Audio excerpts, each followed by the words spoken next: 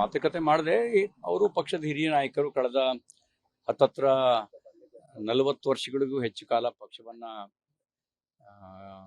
ಯಡಿಯೂರಪ್ಪನವರು ಅನಂತಕುಮಾರ್ ಜೊತೆನಲ್ಲಿ ಬೆನ್ನೆಲುಬಾಗಿ ನಿಂತು ಕಟ್ಟೋದ್ರೊಳಗೆ ಅವ್ರ ಪಾತ್ರನೂ ಇದೆ.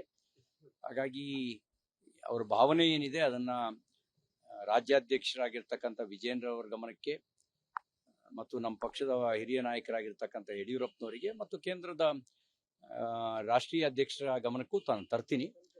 ಅವ್ರ ಜೊತೆನಲ್ಲಿ ನಾನೇನು ಅವ್ರ ಭಾವನೆಗಳನ್ನು ವ್ಯಕ್ತಪಡಿಸಿದ್ದಾರೆ ಅದನ್ನು ಅವ್ರ ಗಮನಕ್ಕೆ ತರುವಂತ ಕೆಲಸ ಮಾಡ್ತೀನಿ. ಅವ್ರನ್ನು ವಿಶ್ವಾಸಕ್ಕೆ ತಗೊಳ್ಳಕ್ಕೆ ಏನು ಪ್ರಯತ್ನ ಮಾಡಬೇಕು ಆ ಎಲ್ಲ ಪ್ರಯತ್ನ ಮಾಡ್ತೀವಿ. ಸದಾನಂದ ಗೌಡರು ಕೂಡ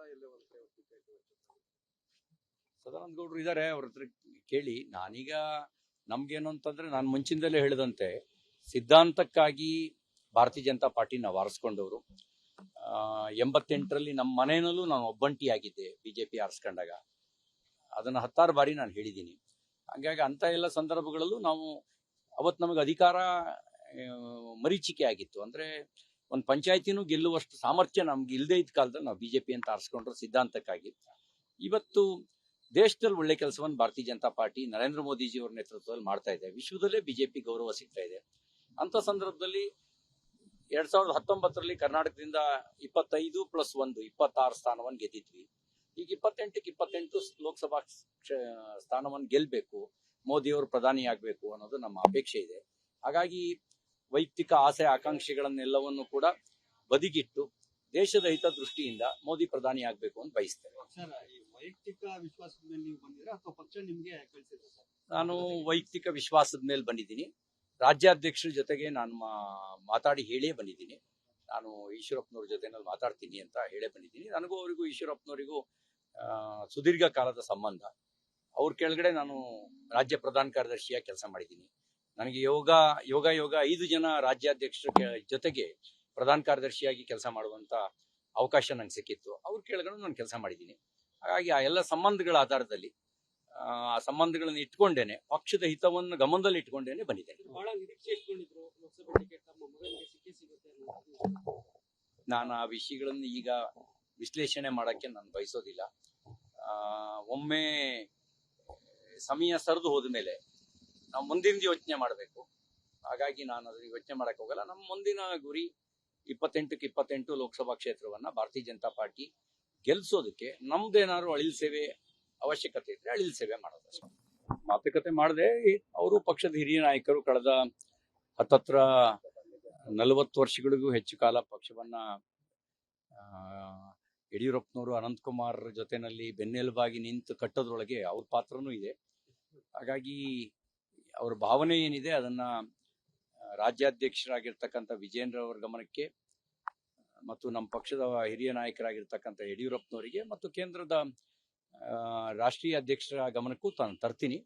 ಅವ್ರ ಜೊತೆನಲ್ಲಿ ನಾನೇನು ಅವ್ರ ಭಾವನೆಗಳನ್ನು ವ್ಯಕ್ತಪಡಿಸಿದ್ದಾರೆ ಅದನ್ನ ಅವ್ರ ಗಮನಕ್ಕೆ ತರುವಂತ ಕೆಲಸ ಮಾಡ್ತೀನಿ. ಅವ್ರನ್ನು ವಿಶ್ವಾಸಕ್ಕೆ ತಗೊಳ್ಳಕ್ಕೆ ಏನು ಪ್ರಯತ್ನ ಮಾಡಬೇಕು ಆ ಎಲ್ಲ ಪ್ರಯತ್ನ ಮಾಡ್ತೀವಿ. ಸದಾನಂದ ಗೌಡರು ಕೂಡ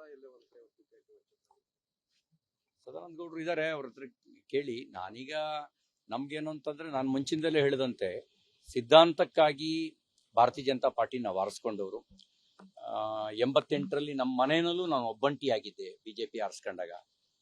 ಅದನ್ನ 10 ಬಾರಿ ನಾನು ಹೇಳಿದ್ದೀನಿ.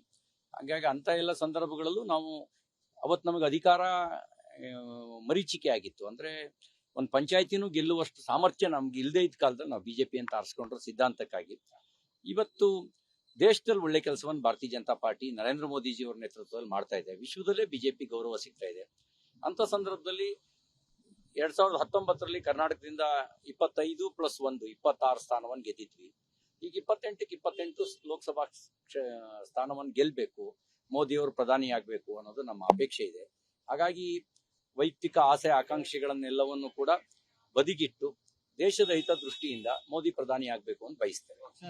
ವೈಯಕ್ತಿಕ ವಿಶ್ವಾಸದ ಮೇಲೆ ನೀವು ಬಂದಿರಾ ಅಥವಾ ಪಕ್ಷ ನಿಮ್ಗೆ ಕಳಿಸಿದೆ ಸರ್? ನಾನು ವೈಯಕ್ತಿಕ ವಿಶ್ವಾಸದ ಮೇಲೆ ಬಂದಿದ್ದೀನಿ. ರಾಜ್ಯಾಧ್ಯಕ್ಷರ ಜೊತೆಗೆ ನಾನು ಮಾತಾಡಿ ಹೇಳೇ ಬಂದಿದ್ದೀನಿ. ನಾನು ಈಶ್ವರಪ್ಪನವ್ರ ಜೊತೆನಲ್ಲಿ ಮಾತಾಡ್ತೀನಿ ಅಂತ ಹೇಳೇ ಬಂದಿದ್ದೀನಿ. ನನಗೂ ಅವರಿಗೂ ಈಶ್ವರಪ್ಪನವರಿಗೂ ಸುದೀರ್ಘ ಕಾಲದ ಸಂಬಂಧ. ಅವ್ರ ಕೆಳಗಡೆ ನಾನು ರಾಜ್ಯ ಪ್ರಧಾನ ಕಾರ್ಯದರ್ಶಿಯಾಗಿ ಕೆಲಸ ಮಾಡಿದ್ದೀನಿ. ನನಗೆ ಯೋಗ 5 ಜನ ರಾಜ್ಯಾಧ್ಯಕ್ಷರ ಜೊತೆಗೆ ಪ್ರಧಾನ ಕಾರ್ಯದರ್ಶಿಯಾಗಿ ಕೆಲಸ ಮಾಡುವಂತ ಅವಕಾಶ ನಂಗೆ ಸಿಕ್ಕಿತ್ತು. ಅವ್ರು ಕೇಳ್ಕೊಂಡು ನಾನು ಕೆಲಸ ಮಾಡಿದ್ದೀನಿ. ಹಾಗಾಗಿ ಆ ಎಲ್ಲ ಸಂಬಂಧಗಳ ಆಧಾರದಲ್ಲಿ ಆ ಸಂಬಂಧಗಳನ್ನು ಇಟ್ಕೊಂಡೇನೆ, ಪಕ್ಷದ ಹಿತವನ್ನು ಗಮನದಲ್ಲಿ ಇಟ್ಕೊಂಡೇನೆ ಬಂದಿದ್ದೇನೆ. ಬಹಳ ನಿರೀಕ್ಷೆ ಇಟ್ಕೊಂಡಿದ್ರು ಲೋಕಸಭೆ ಟಿಕೆಟ್ ತಮ್ಮ ಮಗನಿಗೆ ಸಿಗುತ್ತೆ ಅನ್ನೋದು. ನಾನು ಆ ವಿಷಯಗಳನ್ನು ಈಗ ವಿಶ್ಲೇಷಣೆ ಮಾಡಕ್ಕೆ ನಾನು ಬಯಸೋದಿಲ್ಲ. ಒಮ್ಮೆ ಸಮಯ ಸರಿದು ಹೋದ ಮೇಲೆ ನಾವು ಮುಂದಿನ ಯೋಚನೆ ಮಾಡಬೇಕು. ಹಾಗಾಗಿ ನಾನು ಅದನ್ನ ಯೋಚನೆ ಮಾಡಕ್ಕೆ ಹೋಗಲ್ಲ. ನಮ್ಮ ಮುಂದಿನ ಗುರಿ 28ಕ್ಕೆ 28 ಲೋಕಸಭಾ ಕ್ಷೇತ್ರವನ್ನ ಭಾರತೀಯ ಜನತಾ ಪಾರ್ಟಿ ಗೆಲ್ಲಿಸೋದಕ್ಕೆ ನಮ್ದೇನಾದ್ರು ಅಳಿಲ್ ಸೇವೆ ಅವಶ್ಯಕತೆ ಇದ್ರೆ ಅಳಿಲ್ ಸೇವೆ ಮಾಡೋದು. ಅನುಕ್ಷಣದ ಸುದ್ದಿಗಳಿಗಾಗಿ ವಿಸ್ತಾರ ನ್ಯೂಸ್ ಯೂಟ್ಯೂಬ್ ಚಾನೆಲ್ ಸಬ್ಸ್ಕ್ರೈಬ್ ಮಾಡಿ. ಹೊಸ ಸುದ್ದಿಗಳ ನೋಟಿಫಿಕೇಶನ್ಗಾಗಿ ಬೆಲ್ ಐಕಾನ್ ಕ್ಲಿಕ್ ಮಾಡಿ. ಲೇಟೆಸ್ಟ್ ಅಪ್ಡೇಟ್ಸ್ಗಾಗಿ www.vistaranews.com ವೆಬ್ಸೈಟ್ಗೆ ವಿಸಿಟ್ ಮಾಡಿ. ಅಂಗೈಯಲ್ಲೇ ಜಗತ್ತಿನ ಸುದ್ದಿ ತಿಳಿಯಲು ವಿಸ್ತಾರ ನ್ಯೂಸ್ ಕನ್ನಡ ಆಪ್ ಡೌನ್ಲೋಡ್ ಮಾಡಿ.